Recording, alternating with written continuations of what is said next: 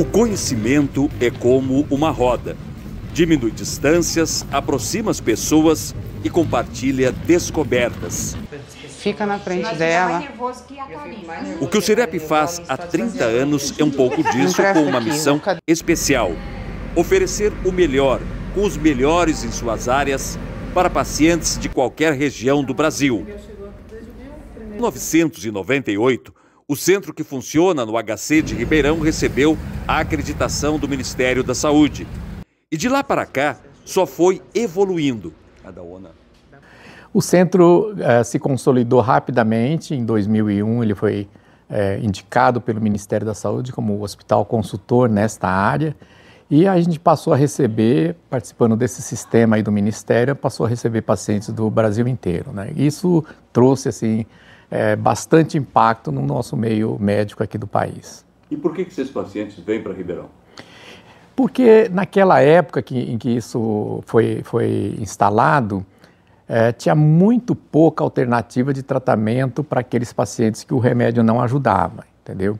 Então, nesse sentido, à medida que veio uma metodologia nova, uma tecnologia nova, uma infraestrutura moderna e que começava a resolver os primeiros casos de uma maneira diferente, isso obviamente causou um grande impacto e a gente começou a ser procurado para fazer estas avaliações e esse tipo de tratamento. Na linha do tempo, registros como este, a presença do neurocirurgião americano Gary Martin trabalhando no CIREP. Quando o professor Sakamoto chegou de Cleveland e da Europa, da Alemanha, e trouxe a ideia, né, de construir aqui um centro de cirurgia de epilepsia, isso era uma coisa inovadora e continua inovadora até hoje, porque o grande fator é que envolve uma quantidade de pessoas muito grande para que se tome a decisão final cirúrgica. Então foi uma coisa assim, foi um desbravamento. O Dr. Sakamoto queria que o setor de crianças fosse único, fosse diferente, fosse separado do setor de adultos.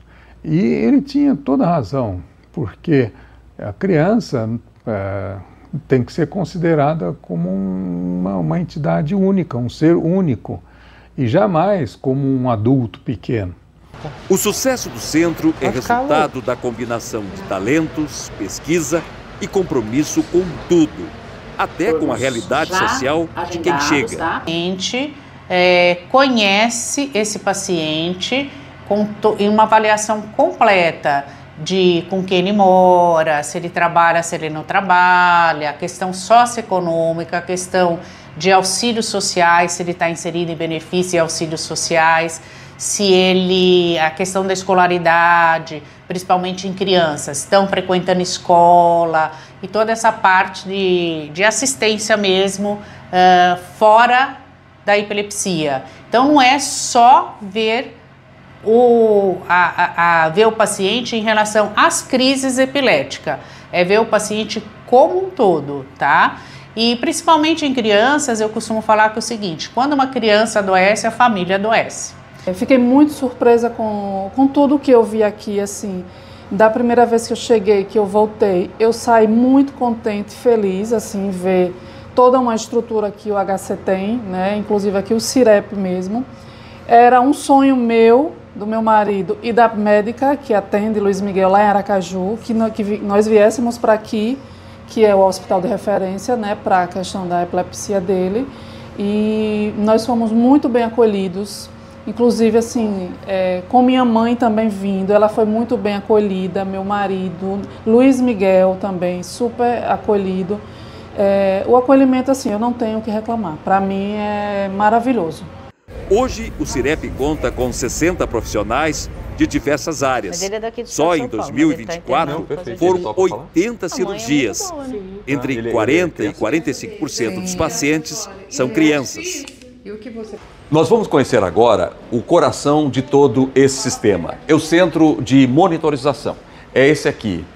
Pelas telas, com as câmeras conectadas nos quartos, a equipe acompanha a todo momento o comportamento dos pacientes, ao mesmo tempo em que chegam os registros de eletroencefalograma. O objetivo dessa avaliação é descobrir a origem das crises.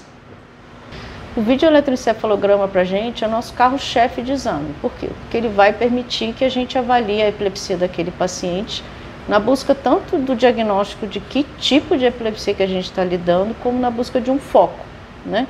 Nosso grande objetivo é tentar achar um foco para ver até se esse foco é cirurgicamente tratável. Na imagem, é possível que, pela reação do paciente, vocês consigam perceber onde está o foco? É um dos dados que fazem parte dessa avaliação, né? Então a gente avalia uma série de coisas dentro desse exame, tanto o traçado como o tipo de crise que o paciente tem, né? Então é uma avaliação muito minuciosa, criteriosa, que a gente vai juntando uma série de pedaços para que o nosso quebra-cabeça fique completo. É uma rotina de trabalho marcada pelo que é mais humano, a emoção. Teve uma mãe que chegou, ela chegou inclusive já à noitinha. A hora que ela ia passando assim, eu falei, vem aqui, porque é uma área privativa. Como ficam os pacientes expostos, a gente não autoriza permanência de paciente ou acompanhante. E aí ela ia passando, eu falei, vem aqui que eu já vou mostrar para a senhora como que ele vai ficar lá no vídeo, como que a gente vai estar olhando ele durante o exame. A hora que ela virou, que ela olhou, ela começou a chorar, assim, mas um choro, e eu, assim, né, não sabia nem o nome dela direito ainda, porque ela estava chegando, e eu, calma, calma, e eu abracei, assim, porque era a única coisa que no momento eu podia fazer, né, tentar acolher, assim, porque ela falou, eu falei, calma, mãezinha, agora é só um exame, não vai ter cirurgia, porque muitos já acham que já vai fazer o exame e já vai operar, né. E aí ela falou, não, enfermeira, eu tô chorando, mas é de emoção, porque foi tão difícil eu chegar aqui que eu acabo me emocionando. Qual é a perspectiva? A perspectiva, aliás, a gente acompanha o fluxo, não é? A gente planeja, mas a gente é atropelado pelas circunstâncias, não é? Então o centro passou, nessa última década, a ser procurado cada vez mais por todos os casos graves de epilepsia, sendo cirúrgicos ou não. Então eu diria assim, nós começamos como um centro focado em cirurgia de epilepsia. Hoje nós continuamos fazendo a cirurgia de epilepsia, mas nós progressivamente nos transformamos num centro de referência em todas as áreas da epilepsia. Lívia é mãe de Miguel, um menino com uma doença rara. Aos poucos, Lívia começa a recuperar o que parecia esquecido, a vontade de sorrir. Foi passando as medicações, tudo que teve que passar de medicação tentou, e as convulsões não paravam. E aí teve essa dieta cetogênica, que era uma esperança, que a gente já estava programando já há um tempo, mas tudo é no seu tempo, né? Tempo de Deus. E está dando certo? Graças a Deus, faz uns 20 e poucos dias que eu já comecei ela, já notei que ele melhorou bem as convulsões, as tônicas, as convulsões que ele tinha mais rígida, melhorou muito mesmo. O comportamento dele tá bem melhor, tá dormindo, perdi muitas noites de sono e graças a Deus tá dando certo. Tá sendo nova, mais um desafio e eu tenho esperança, fé em Deus que vai dar certo.